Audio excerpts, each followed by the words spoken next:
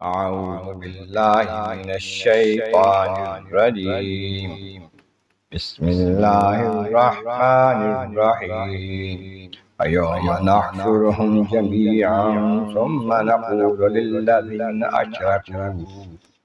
للذين أشركوا مكانكم أنتم وشركاؤكم فزيّلنا بينهم وقال شركاؤهم ما كنتم إيانا تعبدون فكفى بالله شهيدا بيننا وبينكم إن كنا عن عبادتكم لغافلين هنالك تبلو كل نفس ما أسلفت وردوا إلى الله مولاهم الحق وضل عنهم ما كانوا يفترون صدق اللہ العظیم۔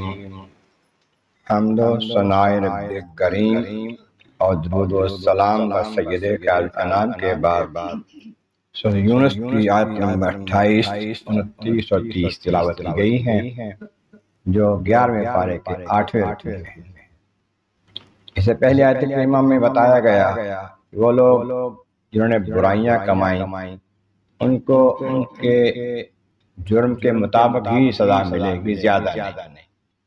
نیکیوں کا بدلہ تو بڑھا دیا جائے گا لیکن گناہوں کا عذاب زیادہ نہیں دیا جائے گا ان کے مطابق، اور ان کے چہروں پر ذلت طبق رہی ہوگی، اور انہیں اللہ تبارک و تعالی سے بچانے والا کوئی نہیں ہوگا، سفارش کرنے والا ان کا۔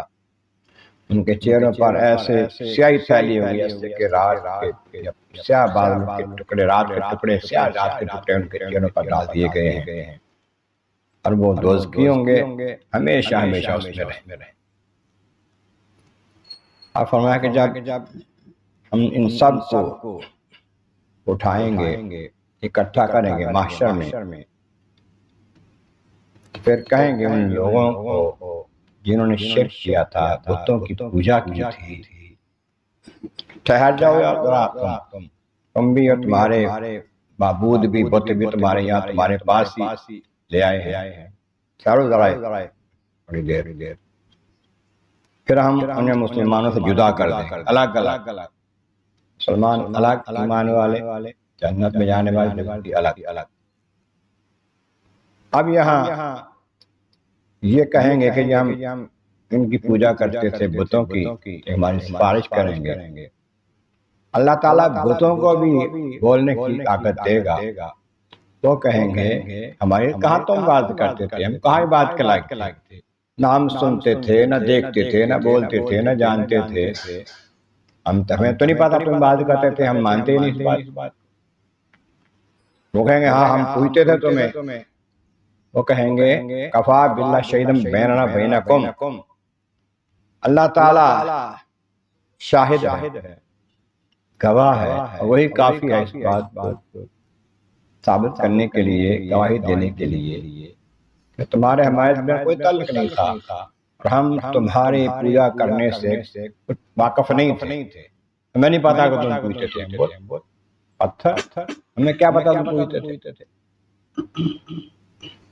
یہاں پر پھر وہ سارے بت پرست اور باقی سب لوگ جان لیں گے انہوں نے آغاز کے لیے یعنی قیامت کے لیے کیا کیا تھا، کیا بھیجا تھا، کیا کرتے رہے ہیں، ٹھیک کیا تھا کہ غلط کیا، اب صاحب کا پتہ چلے گا۔ جنتی جنت میں جائیں گے، پتہ چل جائے گا، یقین ہو جائے گا، ظاہر ہو جائے گا، اعلان ہو جائے گا یہ اچھا کام کرتے رہے ہیں، ایمان کے ساتھ عمل صالح کرتے رہے ہیں۔ دوزخی بتوں کو پوجنے والے، برائیاں کرنے والے، ان کے آگے جب ان کے اعمال باقاعدہ آ جائیں گے، جن کو پوجتے تھے وہ بھی انکار کر دیں گے ان کو ماننے سے، تو پھر ظاہر ہو جائے گا، واضح ہو جائے گا سب کسی پر اس نے کیا کیا ہے۔ ردوا الی اللہ، اور سب کے سب اللہ کی بارگاہ میں لوٹائے جائیں گے، پیش کیے جائیں گے، حاضری ہوگی، اور پھر وہاں پر ایک دوسرے کو بھی پتہ چلے کہ میں نے کیا کیا، اس نے کیا کیا تھا۔ مولاہم الحق، وہ اللہ اس کی بارگاہ میں آنا ہے، وہ سچا مولا ہے، مالک ہے، وارث ہے، حقیقی ضل عنہم ما کانوا یفترون، وہ جو بناوٹیں بناتے تھے، جو اپنے پاس سے گھڑتے تھے باتیں، کسی کو بنا لیا، کہا کہ یہ ہمارا معبود ہے، اس کے بارے میں اپنے پاس سے کہہ دیا کہ ہمیں اللہ کی بارگاہ میں سفارش کرے گا، یہ کہاں سے آئے گی یہ بات؟ اس نے بتائی تمہیں یہ بات؟ اللہ تعالیٰ تو نبی بھیجتا ہے، نبیوں کے ذریعے پیغام بھیجتا ہے، وہی کے ذریعے۔ اس بت کے بارے میں کس نے تمہیں پیغام دیا؟ کس نبی نے بتایا ہے؟ اس کتاب میں اللہ نے لکھ کے بھیجا ہے۔ غلط باتیں، یہ جو گڑی ہوئی باتیں ہوں گی نا اس طرح کی، ساری کی ساری سامنے آ جائیں گی، اور یہ معلوم ہو جائے کہ یہ گمراہی پر تھے، اور گمراہی کا نتیجہ ان کو بھگتنا پڑے گا، اور جہنم میں جا کے ہمیشہ رہنا۔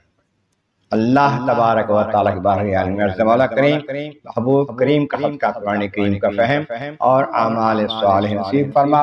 وآخر دعوانا الحمد للہ رب العالمین۔